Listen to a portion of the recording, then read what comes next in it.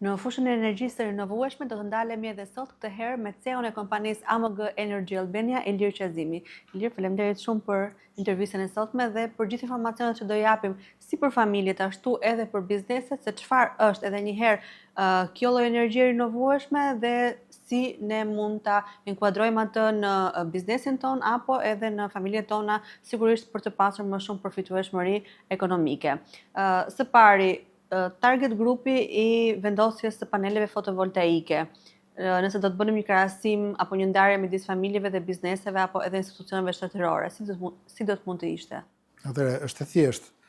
Target grupi është i gjerë, nuk diskriminon askënd, është, le të themi, kushdo që ka një fatuar energjie, kushdo që ka një kontratë me OSHE-n, ka mundësinë apo ka interesin që të instalojë një impiant fotovoltaik.